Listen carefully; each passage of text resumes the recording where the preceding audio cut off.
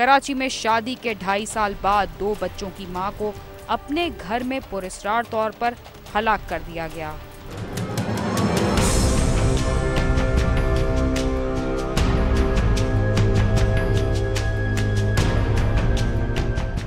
बेबसी की तस्वीर बने इन अफराद का ताल्लुक कराची के अब्दुल मेहताब के खानदान से है, जिसकी बेटी मुल्क भर की कई खवातीन की तरह अपने ससुराल में पुरस्कार मौत का शिकार बनी, मगर उसके शौहर और ससुराल वालों ने इस मौत को एक हादसा करार दिया और अब ये खानदान इंसाफ की हुसूल के लिए इंतजार की सूली पर लटका हुआ है।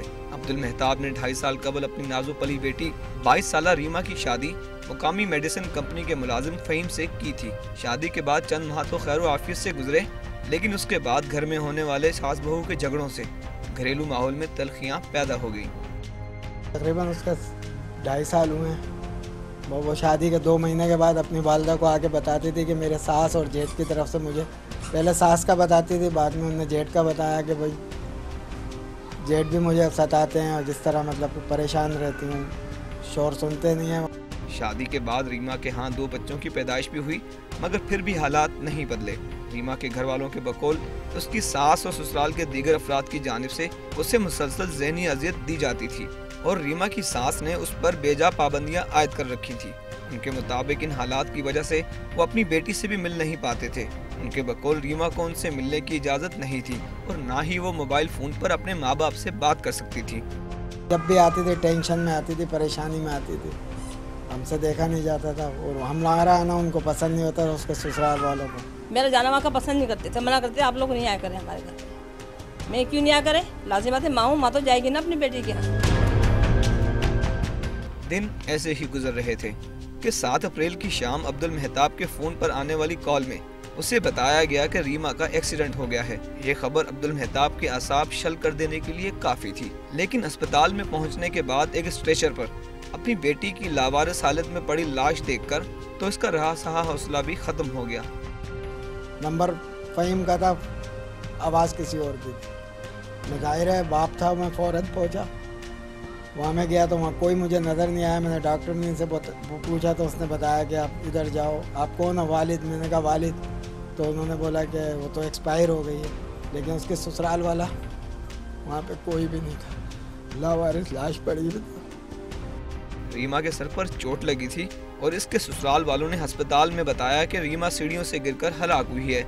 अब्दुल मेहताब के मुताबिक रीमा के ससुराल वाले उसकी लाश अस्पताल में छोड़कर फरार हो गए थे और उनकी बेहिसी की इंतहा ये थी कि उनमें से किसी ने भी इसके जनाजे में शिरकत नहीं की। उनके बकौल अगर रीमा के ससुराल वालों ने इसे कत्ल नहीं किया तो फिर वो सामने आने से क्यों कतरा रहे हैं?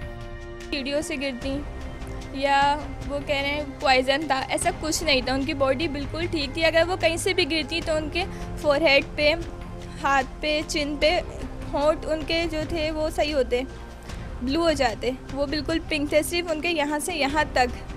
मतलब कोई भी देख लेता तो वो यही कहता कि जो है ना इन्हें हिट किया गया है। और नहलाने वाले भी वहाँ पे जो मौजूद थे वो भी यही कह रहे थे उसको ये मरी नहीं है, गिरी है, ये इसे मारा है, क्योंकि उसके ब्लड बहुत जा रहा था और बिल्कुल वाइट पड़ी थी। एक ज़रा सा भी निशान नहीं था उसके जिस्म के ऊपर, बिल्कुल भी। रीमा के घर वालों का कहना है कि रीमा इत्तेफाकिया तौर पर सीढ़ियों से नहीं गिरी, बल्कि उसे सर पर किसी वजनी शय के वार करके कत्ल किया गया है। अब्बासी शहीद अस्पताल में रीमा का पोस्टमार्टम किया गया, जिसके बाद उसकी हलाकत का मुकदमा सुपरमार्केट थाने में दर्ज किया गया। डॉक्टरों ने, वहाँ के मौजूद डॉक्टरों ने और दूसरे लोगों ने बोला कि आप इसका पोस्टमार्टम कराओ, ये सीढ़ियों से नहीं गिरी है, इसका हिट किया है सर पे किसी ने। लड़की के जो वरसा में से उन्होंने ये कहा कि जी इसका मर्डर किया गया है, तो वो फिर हमने डेड बॉडी भी उन्हीं के हवाले की, लड़की के वालिद के और भाइयों के हवाले की। वो डेड बॉडी लेके अपने लाइन एरिया में चले गए। फिर उन्हीं की मुद्दत में, उसके वालिद की मुद्दत में हमने FIR दर्ज कर दी। रीमा के लवाहिकीन का कहना है कि पुलिस ने वाक़े का मुकदमा दर्ज होने के बावजूद रीमा के शौहर, उसकी सास और जेठ को गिरफ्तार नहीं किया, जिसका उन्होंने फ़ायदा उठाते हुए जमानत कबल गिरफ्तारी करा ली है। जबकि पुलिस के मुताबिक रीमा की हलाकत के वाक़े की तहकीकात की जा रही हैं।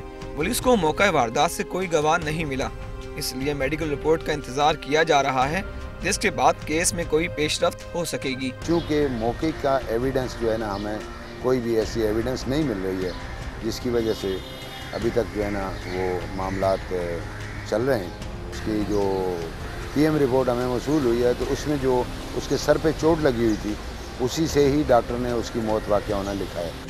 मुकदमा 302 हमने कराया, उसी रात को नहीं कर रहे थे पुलिस वाले, बहुत मुश्किलों से प्रेशर डलवा के उन्होंने किया और उनको गिरफ्तार नहीं किया। और अभी रात मुझे पता चला है कि वो उनकी ज़मानत भी हो गई और हमें कुछ मालूम भी नहीं। रीमा के घर वालों का कहना है कि रीमा अपने ससुराल वालों के रवैये से आजिज़ और तंग थी, लेकिन अपने बच्चों की मोहब्बत के हाथों मजबूर होकर वो इन तमाम मजालिम को सहने पर मजबूर थी। मगर उनके वहम व गुमान में भी नहीं था कि इसका ये सब्र उसकी जान ही ले लेगा। वो यही कहती थी कि नहीं, वो अगर मैं करेंगे बाजी तो वो बच्चे छीन लेंगे, मुझसे तलाक दे देंगे। चलें तलाक भी दे देते, हम कह रहे हैं घर पे छोड़ जाते, हम रख रहे थे उसे, लेकिन मारते तो ना उसको। वो बस सब्र ही करती थी, वो उनकी हर बात में खामोशी रहती थी और सब्र करती थी, और आज वो उन्होंने इतना सब्र किया कि वो इस दुनिया से ही चली गई। रीमा के लवाहिकीन ने आला हुकाम से मुतालबा किया है कि उनकी बेटी को कत्ल किया गया है और अब इस वाक़े को हादसाती रंग देने की कोशिश की जा रही है।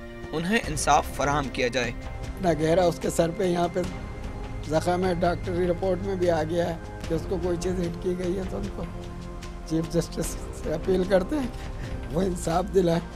कि पुलिस वाले जो भी हैं ये है कि उनको सज़ा दे तो हमें सुकून मिले। सुकून से नहीं बैठूंगी जब तक मेरी रीमा को मुझे पता है ना। रीमा हादसाती मौत का शिकार हुई या इसे कत्ल किया गया, इस बात का फैसला जल्द या बदेर हो ही जाएगा।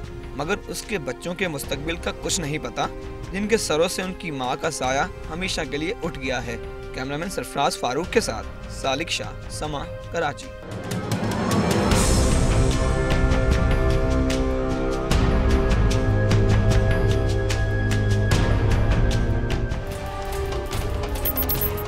कसूर का एक हकीम तेजाब से जख्मों का इलाज करने लगा, जिससे एक शख्स हलाक और एक जख्मी हो गया।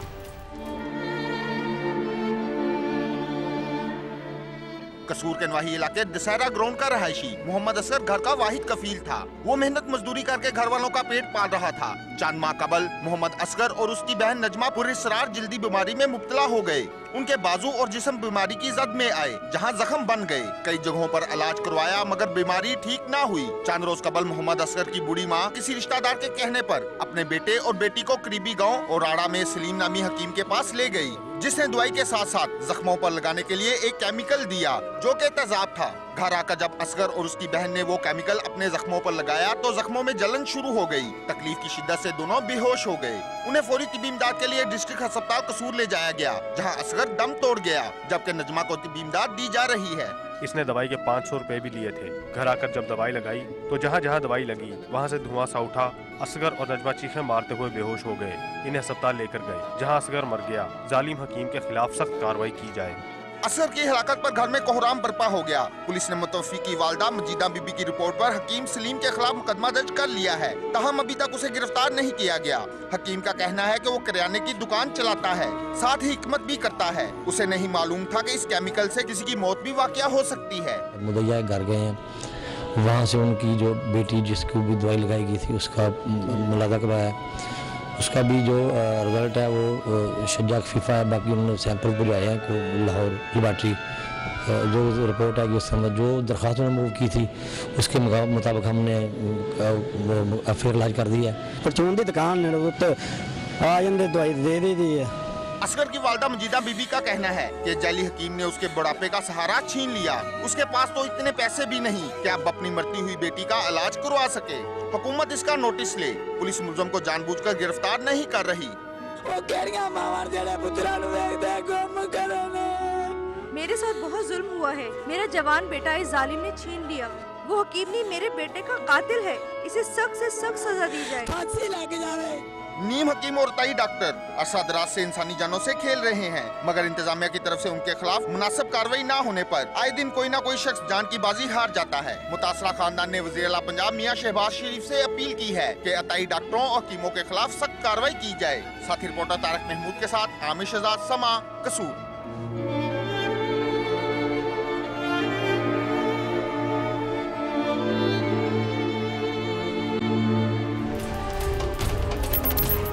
अगर अब रावलपिंडी के चोर गाड़ी की नंबर प्लेट तब्दील भी कर दें तो शीशे पर लिखे गए नंबर से उसे पहचान लिया जाएगा।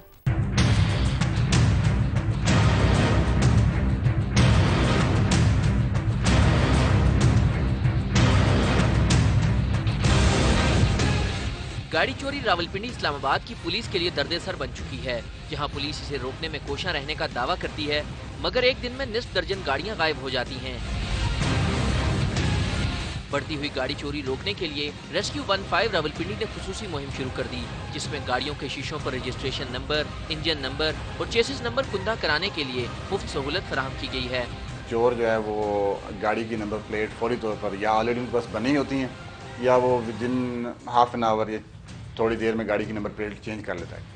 मगर जो शीशे के ऊपर गाड़ी पे सैंड ब्लास्टिंग की वजह से जो नंबर लिखा होगा या रजिस्ट्रेशन नंबर लिखा होगा, उसको रब करना काफ़ी वो शीशा चेंज करेगा। तो अगर आप जैसे विंड स्क्रीन है वो फौरी तौर पर तो गाड़ी की चेंज हो नहीं सकती, इस तरीके से जो गाड़ी के चारों शीशे हैं वो भी फौरी तौर पर चेंज नहीं हो सकते। गाड़ी चोरी है तो शहरियों का मसला, लेकिन पुलिस शहरियों को अपनी गाड़ी को बचाने के लिए, मुफ्त सहूलत देने के लिए एहतियाती तदाबीर अपनाने के लिए अपील करती है। कई मिन्नतों के बाद ही शहरी अपनी गाड़ी पर रजिस्ट्रेशन नंबर्स कुंदा कराते हैं। जब हम किसी नाके पे या किसी जगह से जा रहे होते हैं, हमारा सामने गाड़ी के ऊपर जो नंबर लगा होता है, इसमें हमें भी प्रॉब्लम नहीं होती है और दूसरा यह है कि चेकिंग वाले को भी प्रॉब्लम नहीं होती है। सहूलत है कि अगर हमारी गाड़ी चोरी हो सकती है तो उसकी चेसिस नंबर तो वही रहेगी, वो आपकी फ्रंट स्क्रीन पे वही 5 हुआ नंबर वाज़ह नज़र आ जाएगा। बेशक आप नंबर प्लेट चेंज करके कहीं भी जाएं, वहाँ से जाके पकड़े जाएंगे जी। बाकायदा तौर पे इस चीज़ को रजिस्ट्रेशन बुक चेक करके, बाकायदा अगर किसी के पास ओपन ट्रांसफर लेटर है उसको चेक करके बाकायदा तौर पे अगर इस चीज़ को किया जाए तो मेरा ख्याल है कि नाकों पे भी जब रोकेंगे तो उनको पता होगा कि कोई सैंड ब्लास्टिंग हुई है मिरर पे, तो वो नज़र आ जाएगा और उसमें मेरा ख्याल है कि काफ़ी बेहतरी आ सकती है। रेस्क्यू 15 पर मुफ्त कॉल्स की सहूलत के बायस यहाँ मौसूल होने वाली 80% कॉल्स जाली होती हैं, जिसकी वजह से पुलिस की कारकर्दगी बुरी तरह मुतासिर होती है। ताहम पुलिस हुकाम का कहना है कि किसी भी जुर्म की इत्तला की सूरत में फौरन ही मुतल्लिका थाने और इदारों को आगाह कर दिया जाता है। हमारे पास अपना वायरलेस का बेस स्टेशन है, उसके अलावा हम पुलिस कंट्रोल से 24 आवर्स टच रहते हैं। तो मैंने जो रेस्क्यू 15 पे कॉल रिसीव करके आगे कॉल कन्वे करने का टाइम रखा है वो 2 से 3 मिनट रखा है। और मोस्टली केसेस में, इमरजेंसी केसेस में, जैसे डकैती हो गई है या कार चोरी हो गई है, हम 2 या 3 मिनट के अंदर अंदर पुलिस कंट्रोल और जो पुलिस स्टेशन का जो उनका अपना लोकल बेस होता है, हम कोशिश करते हैं कि उन बेस पे और पुलिस कंट्रोल के जरिए फौरी तौर पर नाकाबंदी करा दी जाए। समाजी माहिरीन का कहना है कि जराइम रोकने में जहां पुलिस को संजीदा इकदाम करना होंगे, वहीं आम शहरियों को जिम्मेदारी के साथ पुलिस के साथ भी ताउन करना होगा। कैमरामैन अवैस काजी के साथ आमिर सईद अब्बासी, समा, रावलपिंडी।